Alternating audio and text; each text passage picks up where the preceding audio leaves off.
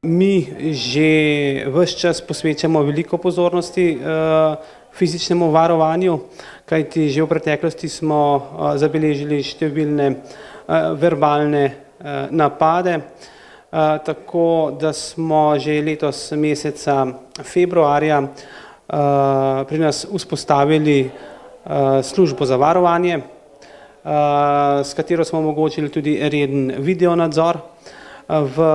Letos pa smo tudi že pred tem dogodkom pripravili projekt kontrole pristopa, s katerim bomo, obvladovali vse poti v bolnišnici. Res pa je, da zaradi finančnih okvirov tega projekta bomo tega izvajali stopenjsko, prva faza letos, druga faza leto 2017 in pa tretja 2018. Kje ste opazili te neprijetne dogodke v času obratovanja ambulant? Kadar se je karkoli zgodilo, ali je to mogoče urgenca, glede na to, da tu prihajajo ljudje iz vseh koncev in krajev?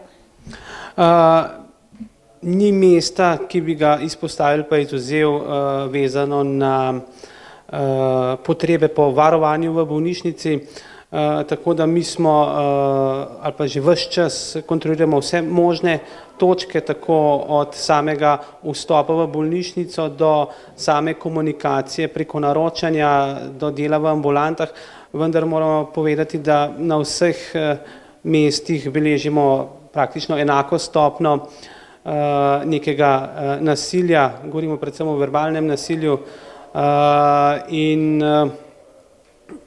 tako posledično smo seveda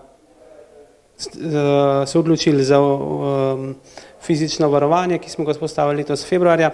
Pomembno je pa seveda tudi to, da se zavedamo, da samo s fizičnim varovanjem situacij ne bomo rešili, zato se povezujemo tudi s strokovnjaki na tem področju, ki poznajo in obvladajo stvar širše.